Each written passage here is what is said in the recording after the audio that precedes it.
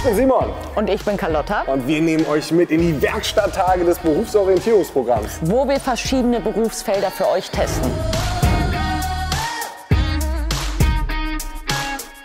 Ich bin Carlotta und arbeite heute mit Holz. Ich weiß eigentlich so gut wie noch gar nichts, außer dass ich mir jetzt Arbeitskleidung anziehen muss. Dann bin ich mal gespannt, was gleich passiert.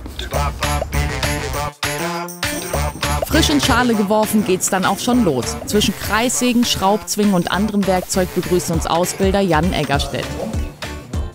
Wir werden heute und morgen ein Vogelhaus bauen. Der Tischlermeister wird mich und die anderen Jugendlichen in den Werkstatttagen anleiten. Wir wollen keine Zeit verlieren und rüsten uns mit dem benötigten Material aus. Holz in allen Variationen. Wer hat denn schon mal von euch überhaupt mit Holz was zu tun gehabt? Streichholz, mehr nicht. Als Tischlerin oder Tischler hat man einen wirklich vielseitigen und kreativen Beruf. Man designt und baut Möbel, Dekorationen und eben auch Vogelhäuser.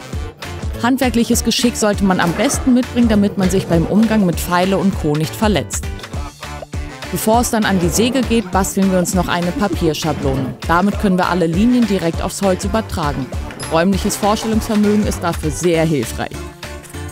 Sauber rauf aufs Holz und unter dem Loch oben ist noch so ein kleines Kreuz aufgezeichnet. Das ist das, wo die Stange nachher reinkommt. Genauigkeit und ein ruhiges Händchen sind gefragt. Dann kann doch eigentlich gar nichts mehr schiefgehen, oder? Ist schon eine ganz schöne Fummelarbeit, diese genauen Linien zu machen. Ich befürchte, mein Haus wird krumm und schief am Ende, aber ich lasse mich überraschen. Endlich geht's an die großen Maschinen. Natürlich nicht, bevor uns Ausbilder Jan eine Sicherheitseinweisung gegeben hat. Vorsicht am Arbeitsplatz ist in der Tischlerei das A und O. Schließlich ist man ja auf seine Fingerchen angewiesen. Damit die Vögel auch den Weg ins Haus hineinfinden, bohren wir jetzt die Eingänge in unsere Wände. Wie durch Butter schneiden, ganz einfach. Wichtig ist es, alle Schnittkanten gewissenhaft abzuschleifen. Ja, man muss echt aufpassen, sonst jagt man sich einen Splitter in die Hand, aber nach dem Schleifen geht's dann auch. Nun zeigt sich, ob ich genau genug gearbeitet habe und beide Seitenteile zusammenpassen. Schleif einfach beide auf einmal, bis sie auf einer Höhe sind, immer und immer weiter.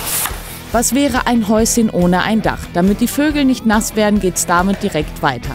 Schlag auf Schlag hauen wir einen Nagel nach dem anderen ins Holz. Der Moment der Wahrheit, mal gucken, ob das Dach zusammenpasst oder nicht. Ein bisschen muss noch nachgearbeitet werden, aber hey, es ist noch keine Tischlerin vom Himmel gefallen. Und direkt einen Nagel durchgehauen. Mit mehr Schmackes. Ich habe 4 Nägel richtig reingehauen. Jetzt wollen wir den Boden und den Zwischenboden einbauen.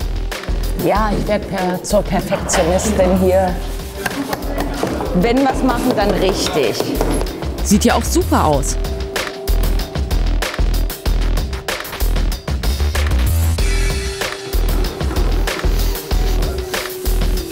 Nicht, dass das Vögelchen runterfällt am Ende.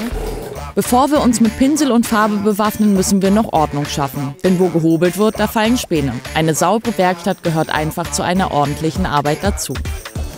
Der Teil, der am wenigsten Spaß macht, Werkstattfegen. Welche Farben nehme ich, um das Haus zu bemalen? Ich entscheide mich dann für die klassische Blau-Weiß-Kombination. Wer hätte gedacht, dass in jeder Tischlerin noch eine kleine Designerin steckt? Ich muss mich jetzt konzentrieren. Und dann ist er gekommen, der große Moment. Das Häuschen steht und ich bin mega stolz auf meine Arbeit. Sehr schön. Tolle Ergebnisse. Wollt ihr eure Häuser mit nach Hause nehmen? Ja. Auf jeden Fall. Also ich muss sagen, das Arbeiten mit dem Holz hat einem schon mal einen guten Eindruck gegeben, worauf man sich eventuell einlässt, wenn man jetzt sagt, okay, ich möchte Tischlerin werden. Ich kann jetzt aus Erfahrung sagen, es macht überhaupt keinen Unterschied, ob man das als Mann oder Frau macht.